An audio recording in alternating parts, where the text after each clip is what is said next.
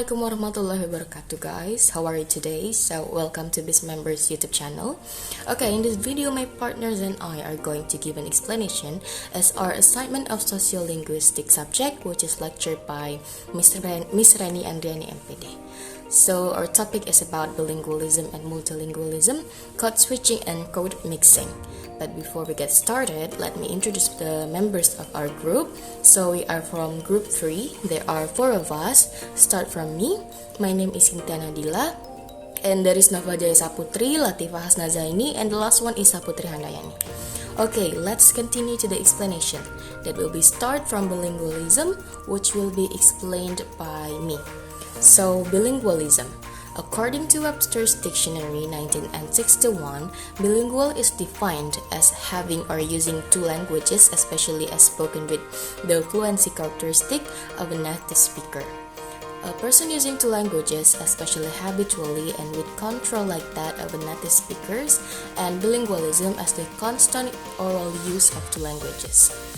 Bilingualism also can be explained as the existence of 2 different languages within the speech repertoire of either an individual or a society. By speech repertoire, we mean the totality of languages, dialects, and their superposed social and cultural variants that an individual possesses. We can liken speech repertoire to the brain, memory, or linguistic store that harbors all the languages and the varieties of languages an individual possesses. Now, we will talk about the forms of bilingualism. Actually, there are basically 2 forms of bilingualism. These are societal bilingualism and individual bilingualism. Let us see what each of these forms of bilingualism refers to. So first, societal bilingualism. When a society has 2 different languages as existing within it and the 2 languages are assigned similar or different function within it, then there is societal bilingualism, or we can say such society is bilingual. Example of bilingual societies is in Canada. The Canadian society, which acknowledges and uses French and English, assigns functions to the 2 languages. It uses both French and English as official languages and languages of interaction. That is, the society uses both languages as French and national languages. And then the next example is Nigeria. Nigeria is also an example of bilingual society, which assigns different roles to the both of the official language and the regional languages. English has the role of official language, while the regional languages have the roles of interaction. Now we'll talk about individual bilingualism. An individual is bilingual when they have 2 languages in their repertoire. Now I will talk about the types of bilingualism. There are 3 forms of individual bilingualism. These are coordinate, subordinate, and incipient bilingualism. So let us see what each form represents. First, coordinate bilingualism. Coordinate bilingualism occurs when an individual has or possesses the ability to use or speak 2 languages proficiently, such as individual is a coordinate bilingual. And then subordinate bilingualism. An individual is a subordinate bilingual when they are proficient in one of the 2 languages. This language in which they are proficient is usually the mother tongue. Then they can speak the other language but not with great proficiency as the other language. Now we will talk about the incipient bilingualism. An incipient bilingualism is just able to use one of the 2 languages proficiently, and this is usually the mother tongue, but with a partial understanding of the other language. Now we will discuss about causes of bilingualism. So there are many factors that could be responsible for the occurrence of bilingualism. Now we'll talk about some of them, include the following. First reason, that is the experience of acquiring a second language has great knock-on effects for children. Studies have looked at areas as far-ranging as maths and creativity and found that either bilinguals come out ahead of monolinguals, or they are the same, no negative effects from properly introduced bilingualism. Reason 2, learning another language makes you more empathetic to others who are struggling to speak your language. And we can all use a little more empathy in our world.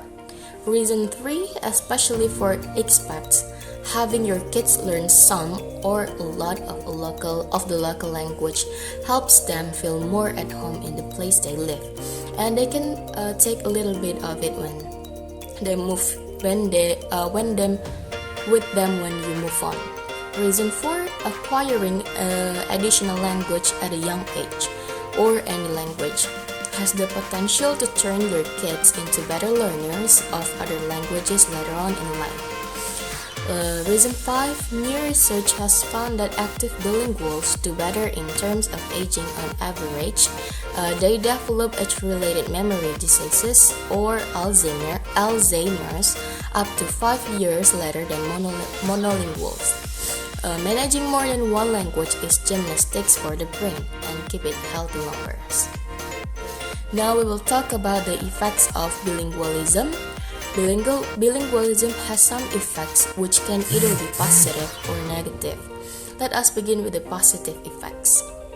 Okay, first, it facilitates tourism. It helps in job acquisition. Bilingualism enriches the individual's speech repertoire. It aids participation in democracy. It helps supporting activities. Now we will talk about the negative effects of bilingualism, include the following. First, it erodes the culture of the people. A bilingual is also bicultural. And then interference and transference. Interference can occur at lexical or borrowing, semantic, phonological level. And then linguistic incompetence. It makes people subordinate or incipient bilinguals. Okay, so that's all my explanation about bilingualism. Next, the topic is about multilingualism, which will be explained by my partner Jaya Saputri. E. Definition of multilingualism. Multilingualism is the use of more than one language, either by an individual speaker or by a group of speakers. It is a belief that multilingual speakers outnumber monolingual speakers in the world's population. More than half of all Europe's claim to speak at least on one language other than their mother tongue, but many read and write in one language, always useful to traders. Multilingualism it is advantageous for people waiting to participate in globalization and cultural openness. Multilingual speakers have acquired and maintained at least one language during childhood. This is called first language or L1. The first language, sometimes also referred to as the mother tongue, is usually acquired without formal education by mechanism about which scholars disagree. F. Bilingualism and multilingualism. Monolingualism, that is the ability to use only one language, is such as a widely accepted norm in so many parts of the Western world that is often assumed to be a worldwide phenomenon, to the extent that bilingual and multilingual individuals may appear to unusual. However, in many parts in the world, an ability to speak more than one language is not all remarkable. In fact, a monolingual individual would be regarded as a misfit, lacking an important skill in society. The skill of being able to interact freely with the speaker of the other language with whom regular contact is made in the ordinary business of living. Typically, multilinguals have varying degree of command of the different repertoires. The differences in competence in the various languages might range from command of a few lexical items, formulaic expression such as a greetings, and rudimentary conversational skill and the way to excellent command of the grammar and vocabulary and specialized register and style. D. What causes multilingualism? A multilingual situation can develop for reasons which may be difficult to distinguish because of their obscure historical origin. Often, this situation is of the people's own choosing, but it may also be forced upon them by other circumstances. First, politics. Second, religion. Third, culture. Fourth, education. Fifth, economy. Sixth, natural disaster. H. The benefit of being multilingual or bilingual. Being multilingual or bilingual person is something beneficial, not contrary, as many research conclude. So a multilingual or bilingual person have an advantage is comparison with monolingual person. Many aspects of person life may develop through multilingualism. Bilingualism is paper list, few of them, and there is a lot of other benefits. This paper cannot list them all. Okay, continue with code switching. So, what is code switching? Code switching is when speakers alternate between two or more language or dialects or variety of language in one conversation. Code switching occurs mostly in bilingual communities. It means speakers of more than one language are known for their ability to code switch or mix their language during the communication. Just as switching between styles or dialects is an option for monolingual speakers. For example, gracias for the lovely gift, está awesome. These sentences contain two different languages between Spanish and English. Gracias means thank you in English, and está awesome means it was amazing in English. So, there is an example combined switching from Spanish and English language. Another example like Niao Q, get pizza with me ma.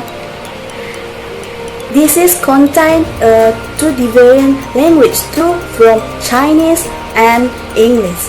It's mean like, do you wanna go to get pizza with me? It's mean like this in English.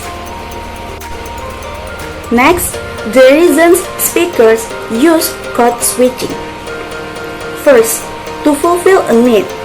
A speaker who might not be able to express him or herself in one language might switch to another to compensate the deficiency. So, code switching tends to occur the speaker is upset, tired, or distracted, or when they are less fluent in one language. Second, to express solidarity. It also commonly occurs when an individual wishes to express solidarity with a particular social group. Third, to exclude the others. It also Bios exclude the others from the conversation who do not speak the second language. For example, two people at the restaurant in English-speaking place spoke Korean. Then not only would the others at the restaurant who do not speak Korean would be excluded from the conversation. Next, continue with the types of code switching. First, intersententia.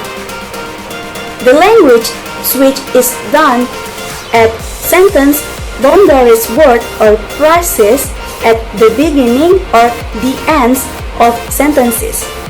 This type is seen most often in influent bilingual speakers. For example, if you are late for the job interview, ise alin nesin. Second, intrasententia. The shift is done in the middle of sentence with no interruption, hesitation, or pause to indicate a shift. For example, you are sleepy keguzaman because you are spend a lot of saat in your bed. Third, extra-emblematic sententia. This is the switching of either a single word or tag phrases or both from one language to another. And next is code switching, the same with code mixing. Code switching is something speakers do intentionally because they want to express themselves with a personal style or flavor. But code mixing is something speakers do unintentionally simply because they don't know the correct words or phrases. Assalamualaikum warahmatullahi wabarakatuh. My name is Saputri Handayani from Group Chart. Okay, here I will explain about code mixing. Code mixing is a mixing of two code or languages. Usually without a change of topic, code mixing often occurs within one sentence. One element is spoken in language A and the rest in language B. In addition, Nababan said that code mixing is found mainly informal interaction. In formal situation, the speaker tends to make it because there is no exact idiom in the language, so it is necessary to use word or idiom from other language. Hoffman shows many types of code switching and code mixing based on the structure or the scope of switching where language takes place. Types of code mixing. Number 1, intrasentential code mixing. This kind of code mixing occurs within a phrase, a clause, or a sentence boundary, as when a friend English bilingual says, I start going like this. You'll go Dekla, and then he said, look at the smoke coming out my fingers. Another example is from Wardrobe. Estaba training para pelear. He was training to fight. Number 2, intralexical code mixing. This kind of code mixing it occurs within with boundaries such as in sopa. English short with the Punjabi plural ending are enjoy. English enjoy with the Swahili perfect room meaning to. Number 3, involving a change of pronunciation.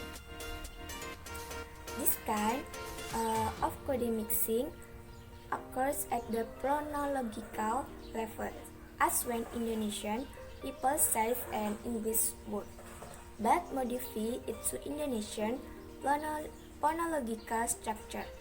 For instance, the word strawberry is said to be strawberry by Indonesian people. Different code code mixing, bilingual speakers seem to apply some root or phrase from foreign language, a pitch of one language smaller than close, while the other language code function as the base language second. Second, bilingual speakers are said to mix code when there is no topic that change, nor does the situation.